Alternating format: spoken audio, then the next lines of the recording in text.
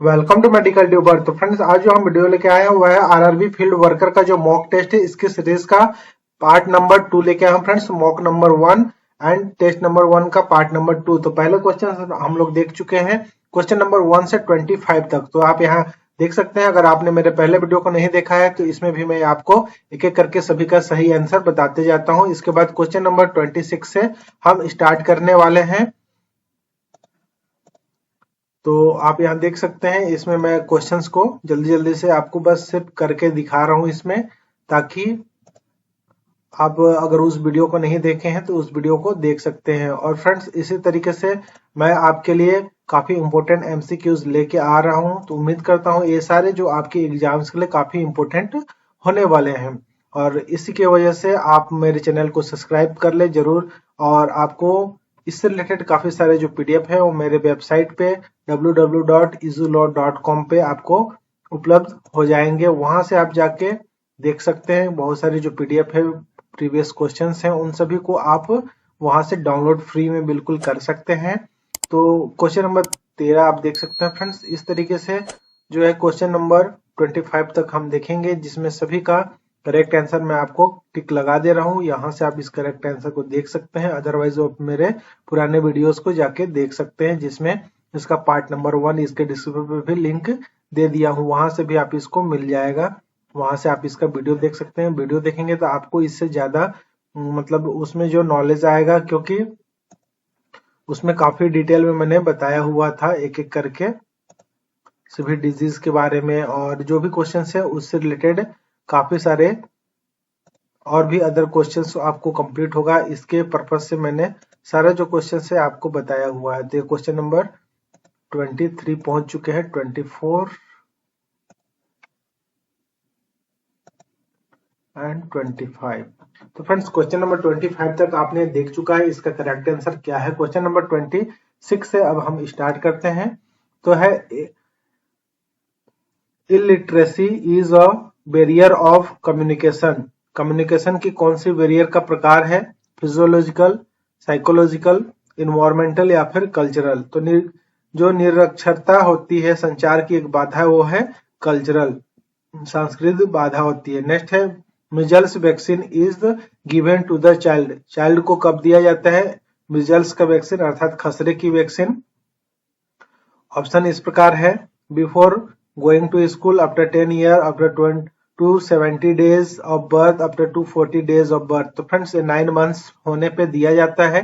तो 9 months complete 270 दिन, अर्थात 30 इंटू 9 करेंगे 9 महीना का 30 दिनों के हिसाब से, तो 270 दिन होता है। इसके बाद मिजल्स वैक्सीन दिया जाता है, इसलिए करेक्ट आंसर है 270। नेक्स्ट है, major route of transmission of hepatitis A is. Hepatitis A major रूप से कहाँ, किस माध्यम से? तो ये फेको ओरल रूट्स, अर्थात जो खाने पीने की चीजें से फैलती हैं, तो इसलिए पानी और भोजन से फैलने वाला है, तो इसलिए फेको ओरल रूट्स ये होता है हेपेटाइटिस ए का। नेक्स्ट है, period of maximum infectivity in mumps is during. तो जो मम्स होते हैं, period of maximum infectivity in mumps is during. तो जो ड्यूरेशन होता है, पीरियड्स होता है जिसमें मम्स के इनफेक्टिविटी दर्शाता है, तो वह क्या कहलाता है? तो होता है, ऑप्शन है incubation, onset, after swelling appears and prodromal. तो होता है इंक्यूबेशन पीरियड कहलाता है। नेक्स्ट है, next questions, the risk factor in coronary artery disease is. Coronary artery disease में जो रिस्क फैक्टर होता है, ऑप्शन है hypertension, serum cholesterol, smoking and all of the above. तो इसका जो करेक्ट आंसर है वो है all of the above. Next question, the large organ of the human body. Human body में सबसे लार्ज ऑर्गन कौन सा होता है? ऑप्शन है lungs, thyroid, liver and skin. तो फ्रेंड्स, लार्जेस्ट जो ऑर्गन होती है, वो सबसे बड़ा ऑर्गन होती है हमारा skin. Next, filaria is transmitted by mosquito. Filaria किस प्रकार के मॉस्किटो से फैलता है? ऑप्शन है mansonoides, Aedes mosquito, female Culex mosquito and female Anopheles. Female Anopheles से तो मलेरिया फैलता है, एडिस से डेंगू फैलता है। तो इसका जो है करेक्ट आंसर फीमेल स्क्यूलेक्स मॉस्किटो होता है जिससे फाइलेरिया या फाइलेरियासिस जिसको कहते हैं, जिसको हिंदी में हाथी पांव के नाम से भी जाना जाता है, तो इसका फैलने का कारण होता है। और इसका जो कारक होता है वह बाउचेरिया वैनक्रॉफ्टी होता है। नेक्स्ट होता है causative agent of whooping cough. Whooping cough या काली खांसी का कॉसेटिव एजेंट कौन सा होता है? ऑप्शन है mumps virus, corynebacteria bacillus, Bordetella pertussis and none of the above. तो इसका जो करेक्ट आंसर है वह answer number is C number, third number जो है बॉर्डेटेला पर्ट्यूटिस होता है। Next question, world tuberculosis day, world या विश्व टीबी दिवस या 6 दिवस के नाम से सेलिब्रेट किया जाता है। 1 दिसंबर, 2 अक्टूबर, 24 मार्च, 7 अप्रैल। तो फ्रेंड्स 1 दिसंबर को विश्व एड्स दिवस मनाया जाता है। 2 अक्टूबर को आपको पता ही गांधी जयंती अहिंसा दिवस के रूप में मनाया जाता है। विश्व अहिंसा दिवस भी इस दिन है। 24 मार्च को और 7 अप्रैल को विश्व स्वास्थ्य दिवस मनाया जाता है। तो ये 24 मार्च जो है वर्ल्ड ट्यूबरकुलोसिस डे सेलिब्रेट किया जाता है। तो इस चारों डेट को आप कंफर्म याद रखना, सभी में कब कब क्या मनाया जाता है। नेक्स्ट क्वेश्चन है, the first feed breast milk is given to the newborn baby. जो जन्म हुआ है बच्चे का, न्यू बॉर्न जो बेबी है, उनको मिल्क या ब्रेस्ट फीडिंग कब कराना चाहिए? After 1 day, after 2 day, immediately after normal delivery, none of this. तो इसमें जो इमीडिएटली जितना जल्दी हो सके नॉर्मल डिलीवरी के बाद तुरंत से पिलाना चाहिए। जो पहला जो दूध पिलते हैं मम्मी का, उसमें बहुत सारे उनको जो होता है प्रतिरोधक क्षमता, इम्यूनिटी बूस्ट करती है। और पहला जो दूध होता है उसी को कहते हैं कोलेस्ट्रॉल। तो आपको याद होना चाहिए मदर्स का पहला दूध कोलेस्ट्रॉल कहलाता है। Next question, vitamin D is also known as, vitamin D का क्या नाम होता है? Niacin, thiamine, cholecalciferol and folic acids. तो इसमें करेक्ट आंसर है कोलेकैल्सिफेरॉल जो होता है विटामिन डी का नाम होता है। और विटामिन डी आपको सूर्य के प्रकाश से मिलता है, और भी खाने पीने की चीजों में मिलता है, किंतु सूर्य का प्रकाश एक अच्छा स्रोत होता है।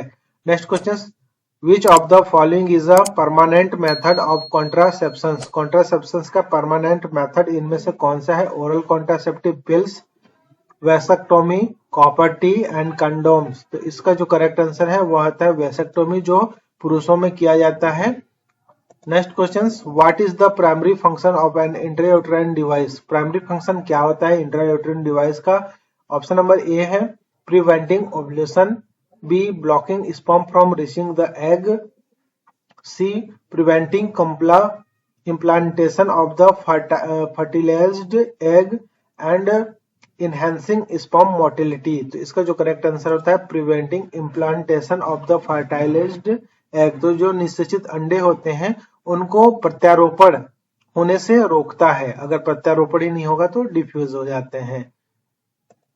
नेक्स्ट है which of the following is the barrier method of contraception. Contraception का बैरियर मेथड कौन सा होता है? तो depot Provera injection, contraceptive patch, male condom and vaginal ring. तो इनमें से जो बैरियर मेथड होता है अर्थात एक दूसरे से मिलने को जो रोक देता है तो होता है male condoms. Next, which of the following contraceptive method is the design to the use only before sexual intercourse? Intrauterine device, diaphragm, contraceptive patch and oral contraceptive pills. तो इसके लिए जो होता है डायफ्राम। डायफ्राम जो होता है इसका यूज सेक्सुअल इंटरकोर्स से पहले किया जाता है। नेक्स्ट है what is the primary target group of family planning service? A adolescents, couple end of reproductive age, elderly and children. तो प्राइमरी टारगेट कौन होते हैं फैमिली प्लानिंग के लिए? तो इसका आंसर नंबर इस बी आ जाएगा। कपल्स ऑफ रिप्रोडक्टिव अर्थात प्रजनन योग्य जो उम्र है उनके कपल्स के लिए पहला टारगेट होता है। Next question number 42, ORS contains all except. ORS मतलब क्या होता है? Oral rehydration solution. तो ओरल जो होता है ओरल सॉल्यूशन में क्या क्या मिला रहता है? Sodium chloride, potassium sulphate, trisodium citrate and glucose. तो इनमें से एक नहीं है तो वो होता है answer number is B, potassium sulphate. Next question number 43, night blindness is caused by deficiency. रतौंधी जिसका नाम से जाना जाता है या फिर रात्रि में जो अंधकार छा जाता है, अंधे जो हो जाते हैं, नाइट ब्लाइंडनेस, नाइट में उनको नहीं दिखता है, जिसको रतौंधी नाम से जाना जाता है, तो वो कौन से विटामिन की कमी से होता है? ऑप्शन है folic acids, vitamin D, vitamin A and vitamin E. काफी सिंपल सा सवाल है फ्रेंड्स, आप 10th-12th में पढ़े ही होंगे। तो ये विटामिन ए होता है। नेक्स्ट है best nature source of calcium. Calcium का सबसे अच्छा मुख्य स्रोत कौन सा होता है? Green leafy vegetables, meat, eggs या फिर मिल्क। तो इसका जो करेक्ट आंसर है वह answer number is correct answer का। इसका आंसर आप मेरे को नीचे कमेंट कर सकते हैं फ्रेंड्स। तो इसका जो सबसे ज्यादा हमारा कैल्शियम जो मिलता है वो हमारा मिल्क में होता है, दूध। नेक्स्ट है which of the following is a non communicable disease. Non communicable disease कौन सा होता है? जो एक दूसरे से नहीं फैलता है। तो इनमें से कौन सा नहीं फैलेगा? तो इसमें से ऑप्शन है malaria, fever, TB and diabetes. तो इसमें से डायबिटीज एक दूसरे को नहीं फैलता है, इसलिए यह नॉन कम्युनिकेबल डिजीज के अंतर्गत आता है। इसके अंतर्गत कैंसर भी आता है और हाइपरटेंशन आता है, अर्थात बीपी, ब्लड प्रेशर के जो मरीज होते हैं वो सभी जो होते हैं नॉन कम्युनिकेबल डिजीज में आते हैं। Next question, which of the following hormones is the primarily responsible for triggering ovulation? A progesterone, B oestrogen, C luteinising hormone and D follicle stimulating hormones. तो इसका जो करेक्ट आंसर है वह answer number is C, luteinising hormones. Next questions, what is the primary site of fertilization in the female reproductive system? Uterus, cervix, fallopian tube and ovary। तो primary site कौन सा होता है फर्टिलाइजेशन का? तो इसका जो करेक्ट आंसर होता है वो होता है फेलोपियन ट्यूब। फेलोपियन ट्यूब के एम्पुला वाले जो पार्ट होते हैं, एम्पुला आपको याद रखना है किस भाग में होता है, तो एम्पुला एक उसका फेलोपियन ट्यूब का भाग होता है। उसी एम्पुला भाग पे फर्टिलाइजेशन या फिर निषेचन की प्रक्रिया प्रारंभ होती है। वहां से आने के बाद ये गर्भाशय में प्रत्यारोपित होती है लगभग 1 सप्ताह के ड्यूरेशन में। Next question, which of the following hormones is the measured to confirm pregnancy? Confirm pregnancy के लिए कौन सा हार्मोन्स को मेजर किया जाता है यूरिन पे?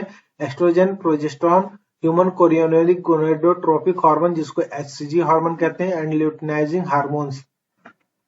तो यूरिन में जो हार्मोन्स को चेक किया जाता है वो होता है HCG, human chorionic gonadotropic hormones जो होता है यही यूरिन में उपस्थित होता है जब प्रेगनेंसी होते हैं तब, अदरवाइज यह यूरिन पे उपस्थित नहीं होते हैं। इसी हार्मोन्स के थ्रू प्रेगनेंसी टेस्ट किया जाता है। नेक्स्ट है what is the incubation period for poliomyelitis? Poliomyelitis का इंक्यूबेशन पीरियड कितने दिनों का होता है? 7 to 14 days, 1 to 3 days, 14 to 21 days and 21 to 28 days. तो इसका जो करेक्ट आंसर है वो 7 to 14 डेज होता है। Next question, pituitary gland is the attach to. Pituitary gland कहाँ अटैच होता है? Brain, lungs, heart and liver. तो पिट्यूटरी जो मास्टर ग्लैंड के नाम से जाना जाता है वो हमारे ब्रेन पे उपस्थित होता है। तो फ्रेंड्स क्वेश्चन नंबर 50 तक, आज इस पार्ट तक इतने ही तक। क्वेश्चन नंबर नेक्स्ट 50 नंबर 1 से हम लेके आने वाले हैं पार्ट नंबर 3 में। तो उम्मीद करता हूँ वीडियो आपके लिए काफी हेल्पफुल रही होगी। Thank you for watching, have a good day. जय हिंद, जय भारत।